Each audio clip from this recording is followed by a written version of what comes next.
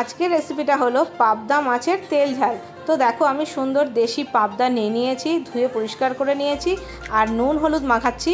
আরেকটা কথা যেটা হচ্ছে পাবদা মাছে যেহেতু আঁশ থাকে না, তো সেই জন্য আমি নুন হলুদের সাথে তেলও মাখিয়ে নিচ্ছি, সর্ষের তেল, তাহলে মাছটা ভাজার সময় ফুটবে কম। আর মশলা হিসেবে নিয়েছি কটা কাঁচা লঙ্কা, পরিমাণ মতো নুন, 1 চামচ জিরের গুঁড়ো, 1 চামচ লঙ্কার গুঁড়ো আর 1/2 চামচ হলুদের গুঁড়ো। তো কড়াইতে দিয়ে দিয়েছি সর্ষের তেল, আমি এখানে 5 চামচ মতন তেল দিয়েছি। তেলটাকে ভালো করে গরম করে নিচ্ছি। এবার এই তেলের মধ্যে মাছ ভাজবো। আর মাছ ভাজার সময় সব সময় তেলটাকে হাই ফ্লেমে একটু কড়া গরম করে নিতে হবে, না হলে কিন্তু মাছ কড়াইতে লেগে যাওয়ার ভয় থাকে। তো আমি মাছগুলো আগে ভালো করে ভেজে নিই উল্টে পাল্টে।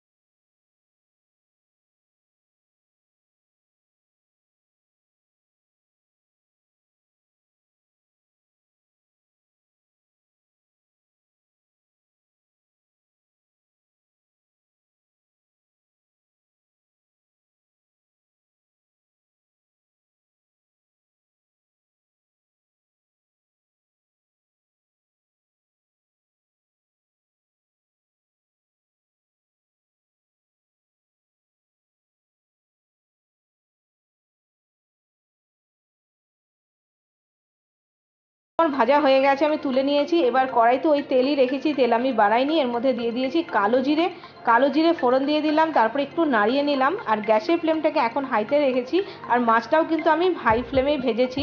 এবার গ্যাসের ফ্লেমটাকে একটু কমিয়ে দিলাম, কমিয়ে দিয়ে মশলাগুলো দিয়ে দেবো। সব মশলাগুলো একসাথে দিয়ে দেবো আর বাটিটা ধুয়ে সঙ্গে সঙ্গে জল দিয়ে দেবো।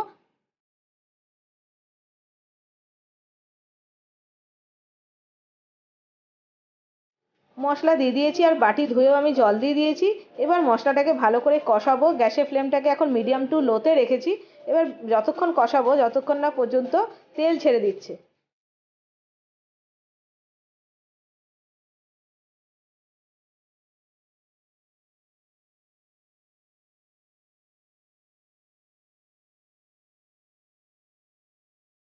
আর দেখো মশলাটা আমার ভালো করে কষানো হয়ে গেছে, তেলও ছেড়ে দিয়েছে আর মশলার কালারটাও কিন্তু সুন্দর একটা পাল্টে গেছে। আর এই পাবদা মাছের তেল ঝালটা খেতে কিন্তু ভালোই লাগে। এর মধ্যে পেঁয়াজ, আদা বাটা, রসুন বাটা কিছুই পড়ে না। তো দেখো মশলা আমি কষিয়ে নিয়েছি, এবার আমার ভেজে রাখা মাছগুলো দিয়ে দেবো।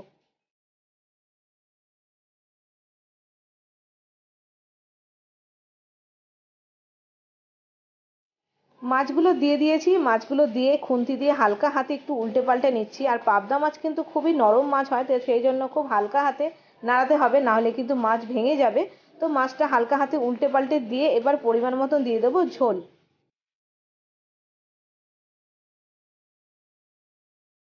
আর এবার আমি ঝোল দিয়ে দিলাম, এখানে আমি 1.5 কাপ মতন ঝোল দিলাম, তোমরা তোমাদের পছন্দ মতন ঝোলটা বাড়াতে বা কমাতে পারো। এবার মাছগুলোকে ভালো করে নাড়াচাড়া করে ঝোলের সাথে এবার ঢেকে রেখে দেবো। আর গ্যাসের ফ্লেমটা আমি মিডিয়াম টু লো রেখেছি, এবার 5 মিনিটের জন্য ঢেকে দেবো।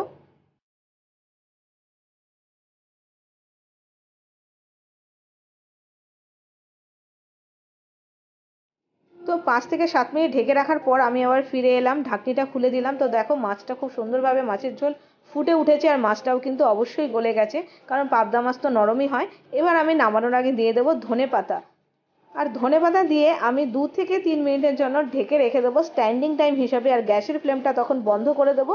আর তারপরে কিন্তু আমি গরম গরম ভাতের সাথে সার্ভ করব।